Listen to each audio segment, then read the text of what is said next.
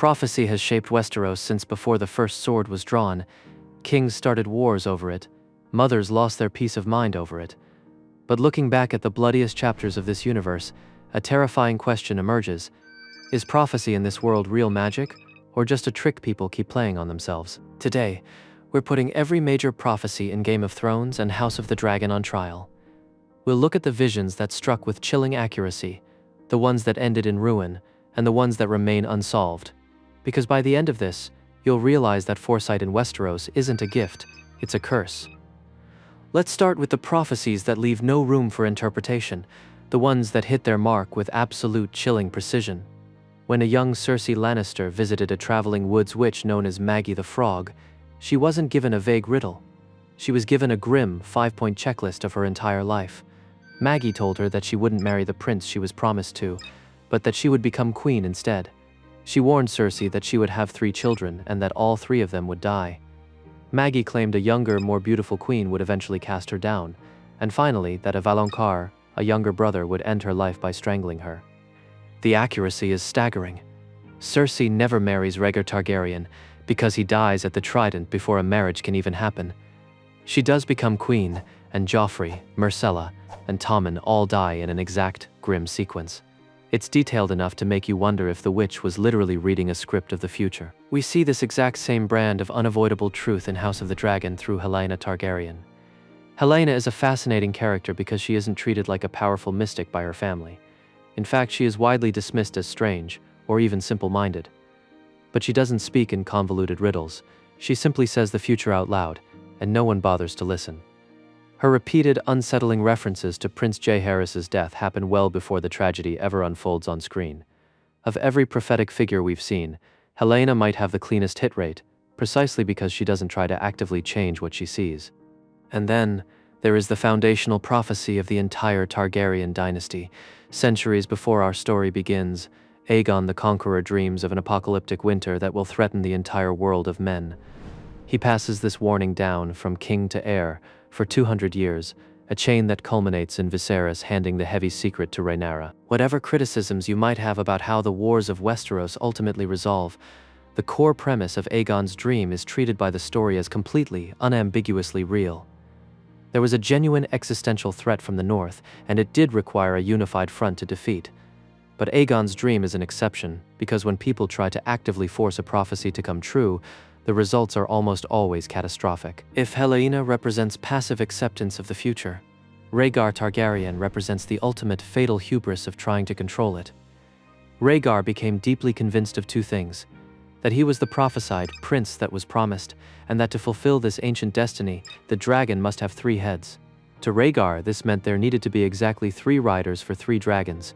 Because he already had 2 children, he believed the fate of the world hinged on him having a 3rd. It is this exact, unshakable belief that sends him directly to Lyanna Stark. That single decision sparks the entire chain reaction of Robert's rebellion. It gets Rhaegar killed at the Trident, and it ends with a newborn boy named Jon Snow being smuggled out of the south in absolute secrecy. Rhaegar never lives to see if his math was actually right. Instead, his obsession with fulfilling a prophecy creates the exact political instability that nearly gets the child he sacrificed everything for murdered in his crib. Prophecy didn't save Rhaegar's family, it demolished the man trying to fulfill it. We see this exact same destructive pattern generations earlier with King Viserys. Viserys confesses to Alicent that he once had a powerful vision of a male babe born wearing the Conqueror's crown. He becomes obsessed with this imagery. Viserys' desperate attempts to force that singular vision into reality are exactly what get his first wife Aemma killed in a brutal, forced birth. And the tragic irony? He never sees that vision again. He spends the rest of his life agonizing over whether it was a genuine glimpse of the future, or simply his own grief and guilt wearing the mask of a prophecy. Whether Viserys' vision was real or not hardly matters. Acting on it directly causes the death of the woman he loves, and indirectly destabilizes the entire succession of the realm. In these instances, prophecy acts as a poison, not necessarily because the vision is false, but because believing it uncritically is what causes the damage. But not all prophecies end in clarity. Some exist purely to drive us, and the characters, mad with speculation. Take the legend of Azor Ahai, the prince that was promised. It is the single most argued over prophecy in the entire franchise, and that is entirely by design. The myth was never meant to have one clean, undisputed answer. At different points in the story, characters like Rhaegar, Stannis, Daenerys, and Jon Snow are all framed as perfect candidates. We see this same intoxicating ambiguity in Daenerys' visions within the House of the Undying. She sees a ruined throne room buried in snow, a promise waiting beyond the wall, and her dead husband and son, alive in a version of the world that simply never happened. While some of these images gesture vaguely toward the show's eventual ending, others are never resolved at all.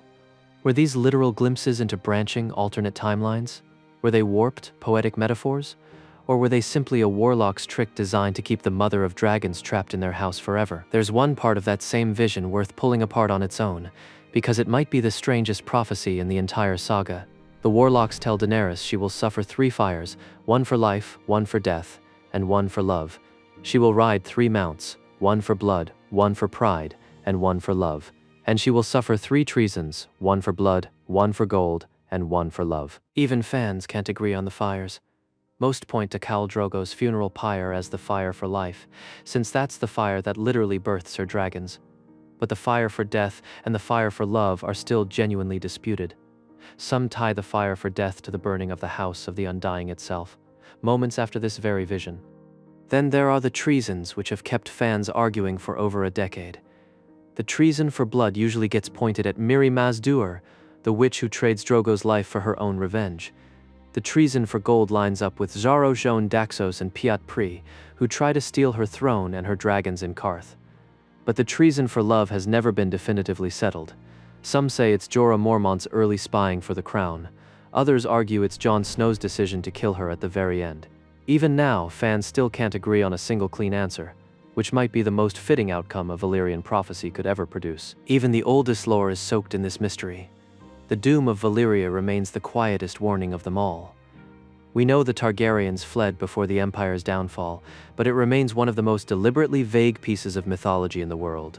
We still aren't fully told why they, alone among the powerful dragon lords, were the only ones who saw the end of the world coming. When you step back and look at the grand tapestry of ice and fire, a terrifying pattern emerges. The prophecies that actually come true tend to be the small, highly specific, almost throwaway warnings, like Maggy's 5 lines of fortune, or Helaena's muttered comments that nobody takes seriously. But the massive, grand, world-altering prophecies, the ones that kings reshape their entire lives around, those are the ones that either completely destroy the believer or never resolve into a clean answer at all. And that is not an accident. That is the actual beating heart of this franchise's philosophy. Prophecy in the world of Westeros isn't a map that safely guides you to the future. It is a mirror. It shows people exactly what they already wanted to believe about themselves, and the characters who make the fatal mistake of confusing that reflection for a guarantee are always the ones who end up paying for it in blood.